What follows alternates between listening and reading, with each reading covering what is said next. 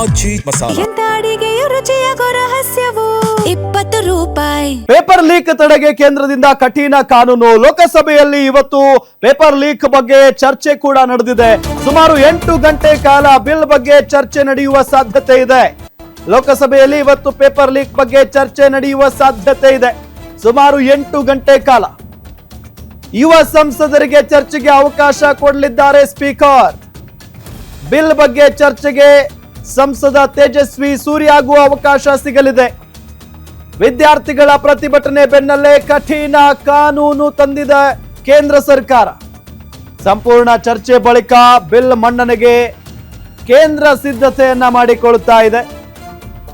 So ಆ ನಿಟ್ಟಿನಲ್ಲಿ ಯುವ ಸಂಸದರಿಗೆ ಇದರ ಬಗ್ಗೆ ಮಾತನಾಡೋದಕ್ಕೆ ಇವತ್ತು ಅವಕಾಶ ಸಿಗುತ್ತೆ. ತೇಜಸ್ವಿ ಸೂರ್ಯ ಅವರಿಗೂ ಕೂಡ ಅವಕಾಶ ಸಿಗುವ ಸಾಧ್ಯತೆ ಇದೆ.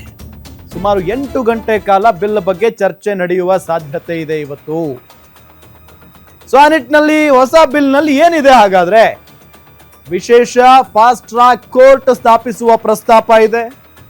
ದೇಶದಾದ್ಯಂತ ತ್ವರಿತ ವಿಚಾರಣೆಗೆ ಫಾಸ್ಟ್ ಟ್ರ್ಯಾಕ್ ಕೋರ್ಟ್ ಸ್ಥಾಪನೆ, ಪೇಪರ್ ಲೀಕ್ ಕೇಸ್ ತನಿಖೆ ಮತ್ತು ವಿಚಾರಣೆ ವರ್ಷಗಟ್ಟಲೆ ಎಳೆಯದಂತೆ ತಡೆಯೋದಕ್ಕೆ ಕ್ರಮವನ್ನ ತೆಗೆದುಕೊಳ್ಳುವಂತ ವಿಚಾರ, ಆರೋಪಿಗಳಿಗೆ ನಿಗದಿತ ಟೈಮ್ನಲ್ಲಿ ಕಠಿಣ ಶಿಕ್ಷೆ ಖಚಿತಪಡಿಸಲು ಕಾಲಮಿತಿ, ಹೆಚ್ಚುವರಿ ಕಠಿಣ ಶಿಕ್ಷೆ ಬಗ್ಗೆ ಹೊಸ ಬಿಲ್ನಲ್ಲಿ ಪ್ರಸ್ತಾಪ ಮಾಡೋದು, 2024ರ ಸಾರ್ವಜನಿಕ ಪರೀಕ್ಷೆಗಳ ತಡೆ ಕಾಯ್ದೆಗಿಂತಲೂ ಹೆಚ್ಚು ಕಠಿಣ ಶಿಕ್ಷೆ, ಆರೋಪಿಗಳಿಗೆ 10 ವರ್ಷ ಜೈಲು, 10 ಕೋಟಿ ರೂಪಾಯಿ ದಂಡ, ಪೇಪರ್ ಲೀಕ್ ನಲ್ಲಿ ಭಾಗಿಯಾಗುವ ಕೋಚಿಂಗ್ ಸೆಂಟರ್ ವಿರುದ್ಧವೂ ಕೂಡ ಕ್ರಮ ತೆಗೆದುಕೊಳ್ಳುವುದು, ಖಾಸಗಿ ಏಜೆನ್ಸಿ ಅಥವಾ ಪರೀಕ್ಷಾ ಮಂಡಳಿ ಉನ್ನತಾಧಿಕಾರಿಗಳ ಆಸ್ತಿ ಮುಟ್ಟುಗೋಲು ಹಾಕೋದು, ಜೊತೆಗೆ ಅಂತಹ ಸಂಸ್ಥೆಗಳನ್ನ ಬ್ಲಾಕ್ ಲಿಸ್ಟ್ಗೆ ಸೇರಿಸುವ ನಿಯಮಗಳು ಮತ್ತಷ್ಟು ಬಿಗಿಯಾಗುತ್ತವೆ.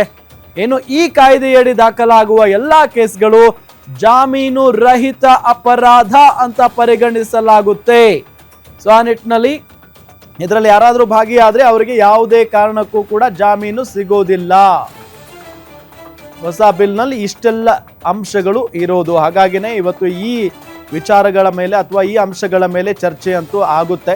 ವಿಪಕ್ಷಗಳು ಇದರ ಬಗ್ಗೆ ಸಹಕರಿಸ್ತಾವ ಅನ್ನೋದು ಒಂದು ಪ್ರಶ್ನೆ ಇದ್ದೇ ಇದೆ. ಯಾಕೆಂತಂದ್ರೆ ಆರಂಭದಲ್ಲಿನೇ ಗದ್ದಲ ಕೋಲಾಹಲ ಆಯಿತು.